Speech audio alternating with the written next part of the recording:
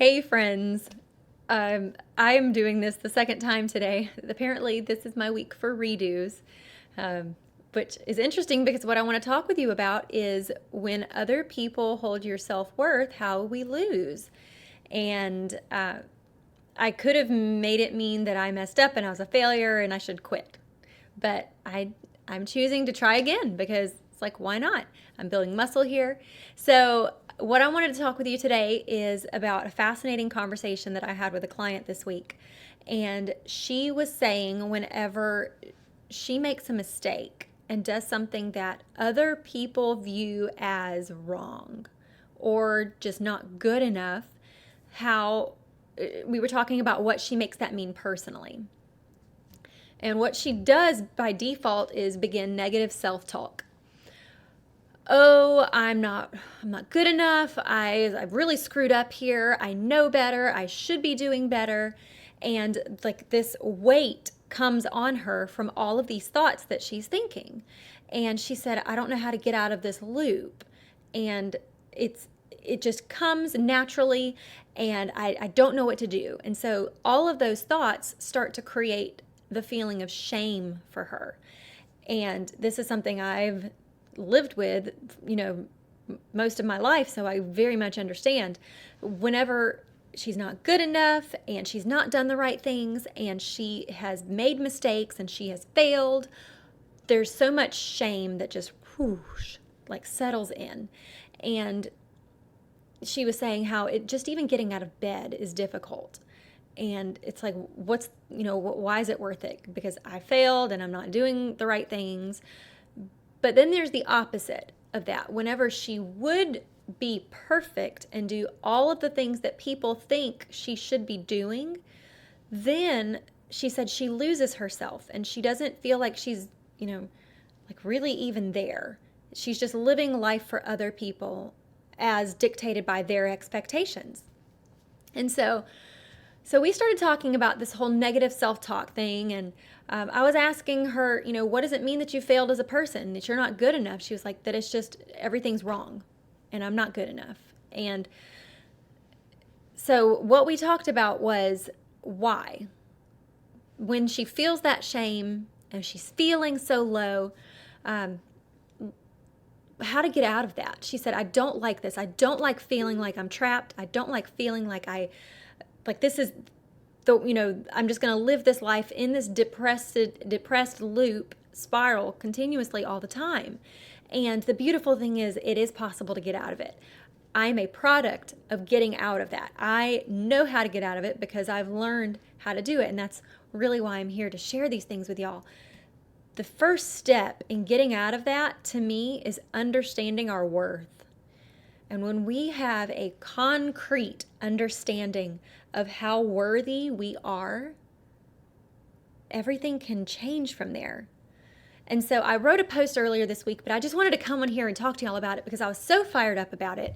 I just thought, okay, we look at a newborn baby and we think how perfect, how precious, how beautiful, they're flawless, right? When we see a child, like a newborn baby, they're just perfect as they are. They don't have to do anything right, say the right things. They don't have to wear the best clothes in order for us to love them because they are just perfect as they are. But somehow, once a child starts developing a personality and preferences and habits and starts speaking, all of these things, we start looking at people differently once they are more than just a blob, a little potato. All of a sudden, all those preferences that they have and the opinions that they have and the inclinations they have, all of a sudden, we start looking at other people so often and say, like, yeah, I don't like them. They're not good enough. And then if we can look at someone else and say that, then that means that sometimes there's going to be the chance that we're not good enough. So we're really just reflecting out towards other people what we think about ourselves, that we're not good enough. And so she was saying, my client, and God, I love her. She was saying that she felt like she was insecure in so many conversations that she was having because she just she couldn't get to a pure place, and there was so much conflict, and she was filtering out all of the tension and the anxiety, and she was trying to say the right thing. And I said, do you think people can feel that? And she's like, oh, absolutely they can, because I've witnessed it, but I just don't know what to do because I've got all this turmoil inside. And so I said, how are you treating yourself? Whenever we're doing this and we're projecting this onto other people, that they're doing all the wrong things and they need to be corrected and they're just not good enough, like how are you treating yourself? And she was like, honestly, my negative self-talk it's on a pretty strong loop. And I was like, well, let's talk about your value. And I got so excited because I didn't know mine for so long. And because I didn't know my own value, I looked to other people to establish my value. And I handed my value to, any number of people at different stages of my life. I wanted them to tell me that I was good so that I could believe I was good. I wanted them to tell me that I was lovable. And if they were pleased with me and they approved of my decisions, then I was lovable. So I would craft my whole life to please them so that I would feel loved, that I would feel worthy.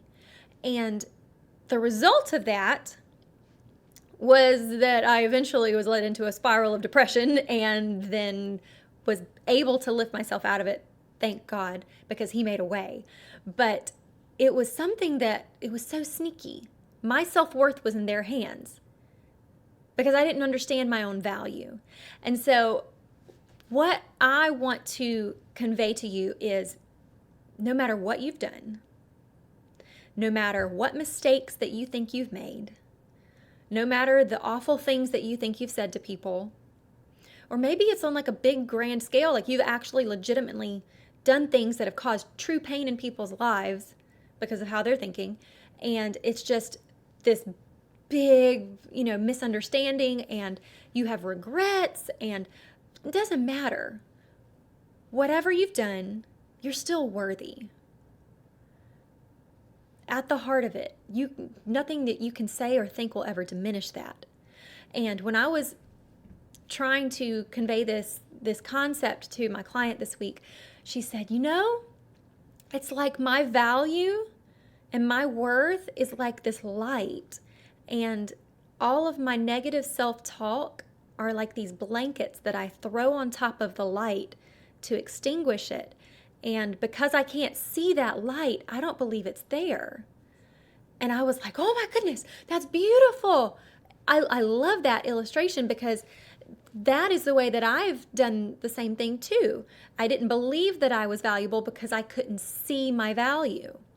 But once I learned to take off all of the negative opinions about myself, the negative opinions other people had about me, the things that I would beat myself up over, once I started removing those, all of a sudden I could see my worth for what it was.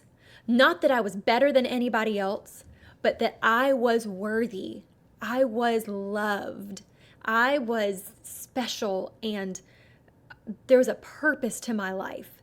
And I never believed that before I started taking away all those negative beliefs, all those lies about myself, that I wasn't good enough, that I was a failure, that I was doing things the wrong way, all of that. Once you start peeling all of that stuff off, you can see your value. And so for me, it was an overnight decision to stop beating myself up.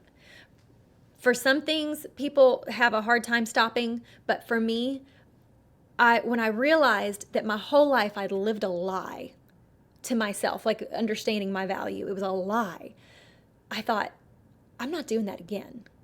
This has not served me. This is not helping me. This is not making my life richer, more emotionally rich. It's not improving anything. What if I just stop beating myself up? What if I don't tolerate that from myself anymore?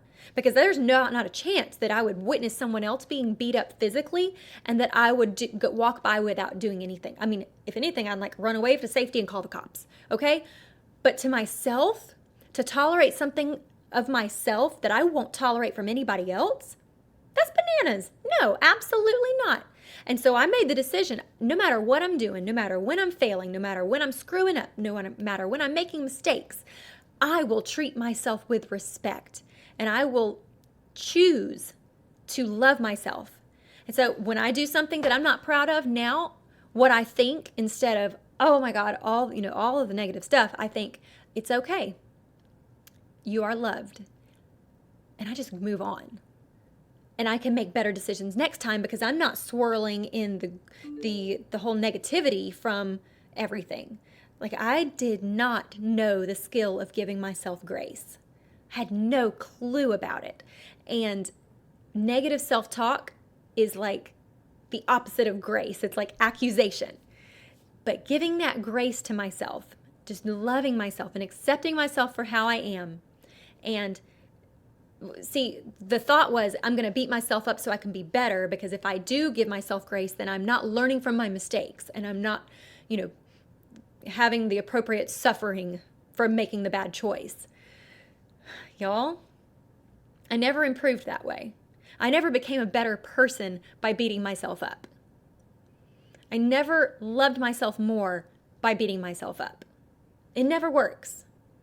It never works. So I encourage you today, start today. Make the decision, I'm going to treat myself with respect.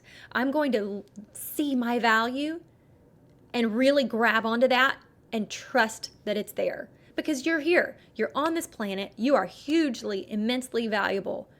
You can't put a price on your life.